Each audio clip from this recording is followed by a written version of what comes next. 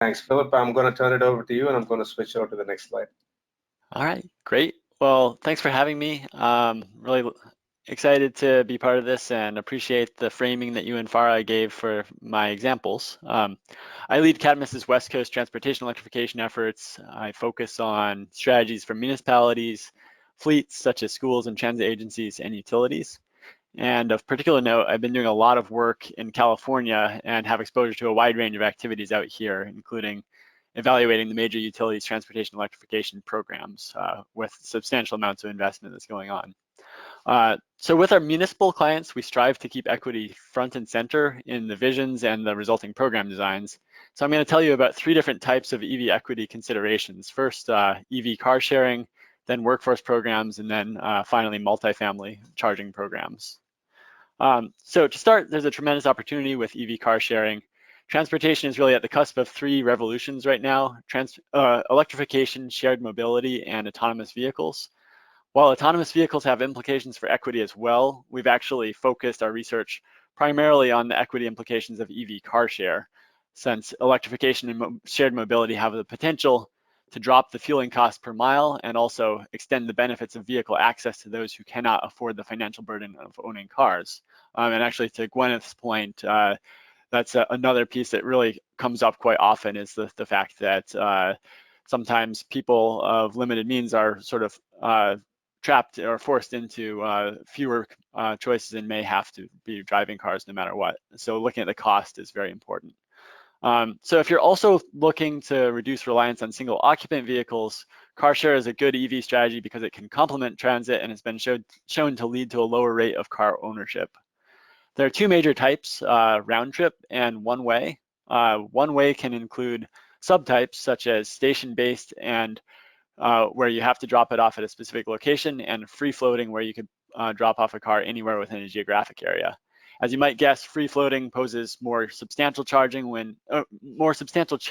when a car share uses EVs, since charging is not ubiquitous. So on the next slide, about a year ago, for a US Department of Energy project, we did a scan of equity-focused EV car share programs around the country, and we looked at design factors and implementation models that were being incorporated in these early programs. Here are some of the highlighted findings going from left to right across the slide. For context and design, the largest barriers were community skepticism, securing funding and partners, and the high upfront cost and complexity of launching such a program. These are particularly challenging due to the focus on customers without substantial disposable income to pay for the services. And also, electrification requires more partnerships and higher upfront expense. So these barriers can be addressed by carefully matching the service, and I'll be on this slide for a little while, carefully matching the service to known needs. For instance, we looked at programs focused on rural farm workers without driver's licenses, seniors who needed help getting around, programs that provided rides to people to and from criminal justice appointments, and van pools as some of the more unique programs out there that provided interesting models. And so I say this to point out that a compelling narrative and a really well-tailored design can help with grant funding, which is really how you might expect to get one of these programs off the ground. So what I would recommend is you would start by brainstorming with community-based organizations to help you determine your design parameters, and ask questions like, who are the unbanked in your community? Who are the linguistically isolated people? How can we design a system with flexible means of reserving and accessing vehicles? So to move on to the next column, eligibility, a big question is whether to allow for general access to the service and whether that will help or hinder your goal of extending services to the target communities. Additional users not part of the target audience can provide base revenue that will help sustain the program, but that may mean that the service is less reliably available for those that you're particularly interested in helping. And then for partnerships, a major decision is whether the project should be run by a private company or as its own nonprofit. And in this case, you're trading control for experience and financial resources. For instance, a big question is liability insurance, and it's particularly an issue for nonprofit community car shares. So while a big operator with a large network of users and a lot of revenue can effectively self-insure, a single liability event, as you might imagine for a nonprofit running a small program, could be catastrophic. So on the next slide, I'm going to talk a little bit about how these look in the real world. So the first one I'll talk about is Blue LA in the Los Angeles area. Some of its strengths include that they put a substantial effort in tailoring the program to assuage fears of gentrification and to also meet community needs. They recruited local youth into a street team to promote the service, and they set up their pricing so that it was very favorable for people who are income qualified, particularly the monthly membership fee.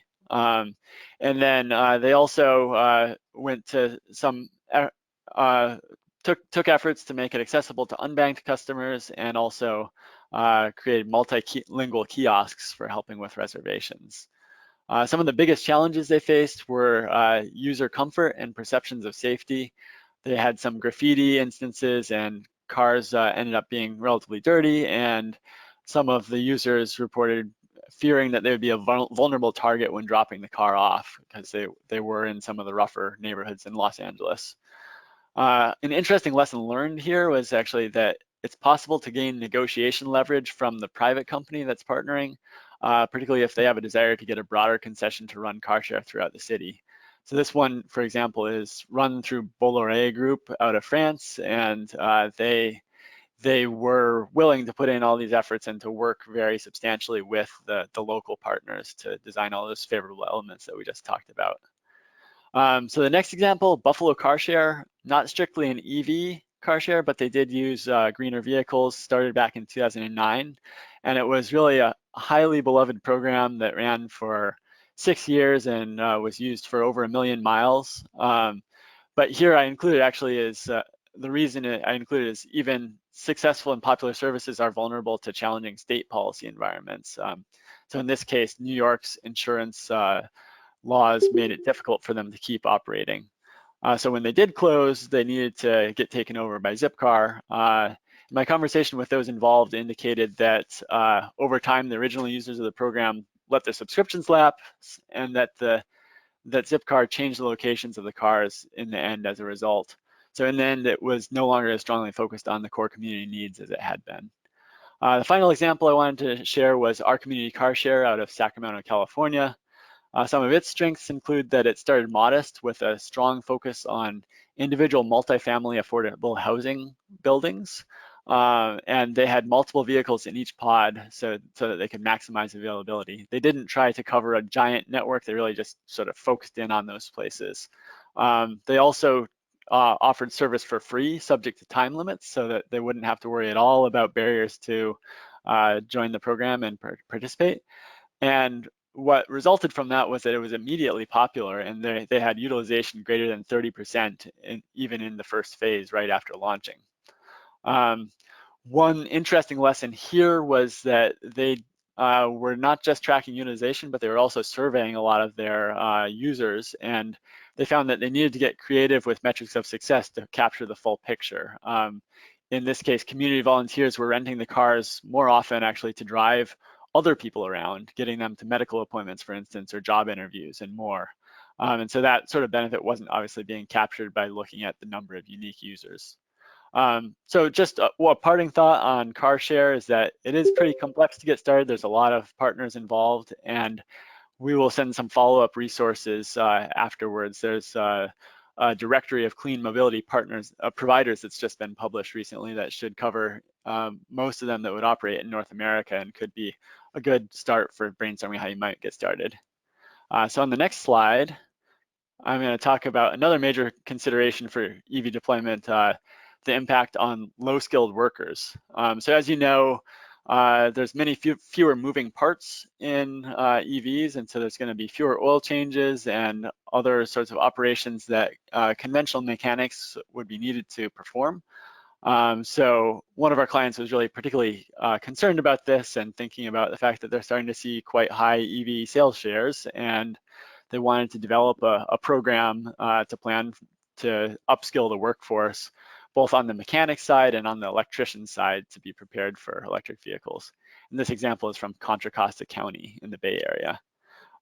So for context design on the left side of the slide, the key is to create a curriculum and a program that community colleges and adult education partners are excited to contribute to. and that will also attract sufficient demand from mechanics. Start by asking, who are the people who need the training? What do they need? Will it be different for mechanics who work at, say, municipal shops, independent shops, dealerships, and other fleet settings? And so then in terms of offering the course, you're going to need to think about the frequency, locations, trying to get trainers and shop space and vehicles. So in the middle, determining the target audience, the two main questions are whether you want to cover both mechanics and electricians, and whether you want to target it at current enrollees in broader programs, such as a local technical school for mechanics, or if you'd want to focus on upskilling people already in the workforce. And my opinion here is that the best case is if you already have a willing partner with a cohort of students, so you can sort of do this incrementally and add additional courses and piggyback off the infrastructure they already have. Regarding the demand for the courses, it's important to note that some mechanics will see opportunity while others will be relatively set in their ways. And an opportunity here is to work with regional and state or province level governments to create carrots to entice participation. Contra Costa was looking at requiring a specific type of EV infrastructure training on government jobs for installing the charging stations, and also looking at facilitating access to employers and jobs for the trainees who had taken certain courses. So next slide. Just in terms of one of the neat things about Contra Costa, and I didn't get to insert a picture, but we had recently found that after we developed this plan, one of the local companies that's been working at their autonomous vehicle test bed donated a prototype vehicle that the local high school could use for disassembly and reassembly when they line up a qualified instructor. So it's something that's moving and they're really excited about it. And I would say this really is the sort of activity that can be pursued within most metro regions, whether or not you have any of those cutting edge companies that would donate vehicles. Even if you just get access to, say, an old hybrid, your students could get many of the same lessons that they would from a newer EV. So, and then finally, there's just a wealth of collaborators that are likely at your fingertips, looking not just within the city, but also regionally. Are there county or workforce development boards or other levels of government that are involved? What can the OEMs do in terms of providing training, and how are the unions interested in getting involved, and so forth. So next slide. The third topic I'll be addressing is expanding EV access to residents of multi-unit residential buildings. I hear that MURB is a common acronym in Canada. I hope that it does communicate that to you. Well, yep. You'll need to overcome many barriers here, such as renters don't often have the ability, let alone the motivation, to install EV charging in their residences. They may be shorter term or have plenty of other considerations. Then if they don't have their own charging, public charging can often be very expensive. And finally, there's significant logistical complexity to owning an EV as a renter. And if any of you are renters, I'm sure that rings true. So the goal here is really enabling charging at or near home or at or near work, so that EV usage is as seamless as regular car ownership.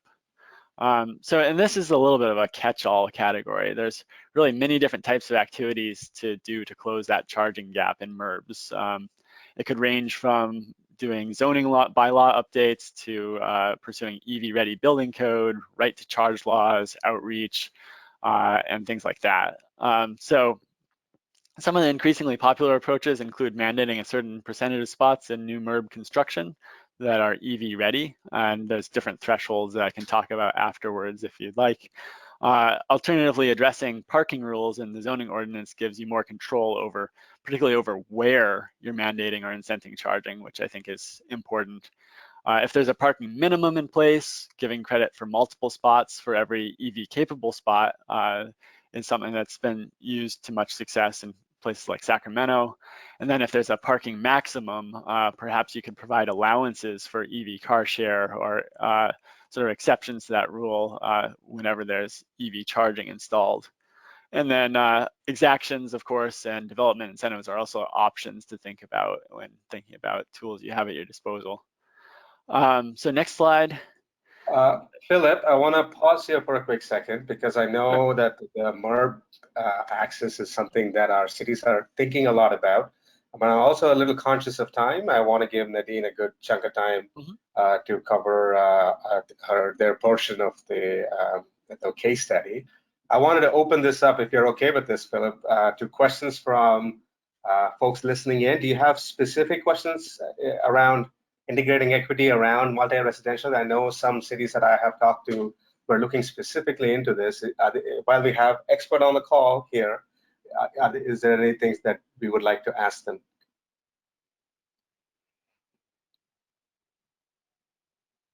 Hi, it's Ian Neville from City of Vancouver. Actually, I was wondering if I could ask a question about the car sharing piece, or should we leave that until the end?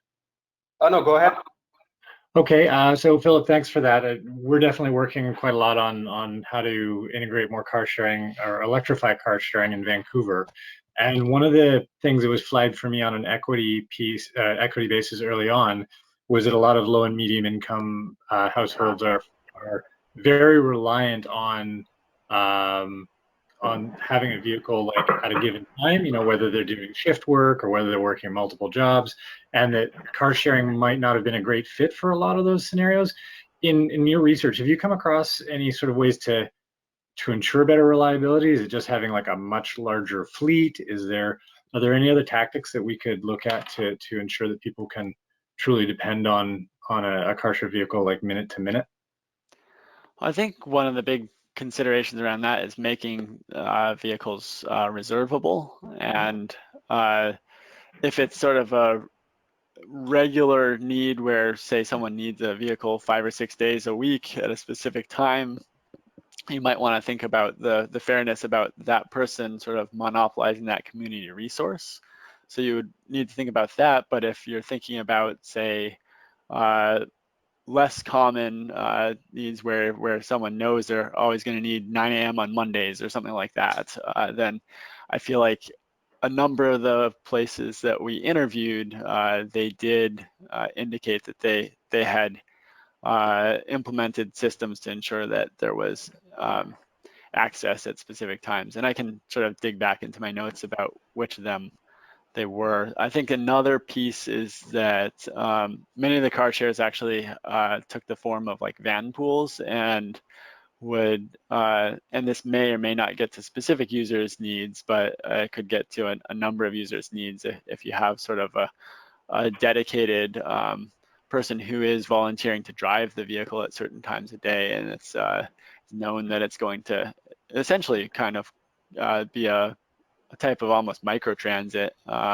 like you might see in other countries where you have sort of expected routes and expected times that serve only a few people, but important needs.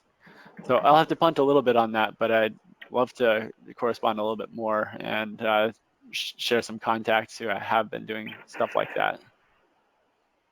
Okay, great, thank you. Yes, that's definitely helpful. I appreciate it. Philip, this is Allison here, and I live in Victoria, British Columbia, and this is kind of anecdotal, but our CarShare co-op here was pretty excited when they introduced 2 electric vehicles into their fleet of about 30 cars, but then they found that they are actually the least likely to be used or reserved because people had a fear of there not being an adequate charge when they came to use the vehicle. They might reserve it a week in advance, but then they don't know if it's going to come back 2 minutes earlier with 0 charge. What are you seeing people in the States doing to manage that? Yeah, that's a good question, and I don't know if any of the examples I cited actually have mixed. I think they're all the examples that I talked about were exclusively EV, and so that sort of gets around that preference issue. But that is an issue that's come up, and I think a lot of it comes down to how you set expectations for the use of the program, and also how you interface with and ensure that you specify in your agreement with the EVSP, the service provider, for the charging, specify that information could be available so that if you do make a reservation, you could have information about what the state of charge is. But I think a lot of it comes down to that sort of information, having backup cars available nearby, and doing a fair amount of outreach and helping people understand that a lot of the cars will have a pretty substantial amount of range. And I feel like the way most people use car shares, and there's probably data on this, is not that they like take a long trip up into the mountains or something, but they're probably like using it for day-to-day, you know, getting groceries or going to medical appointments and whatnot. And as such, hopefully the range would be less of an issue. But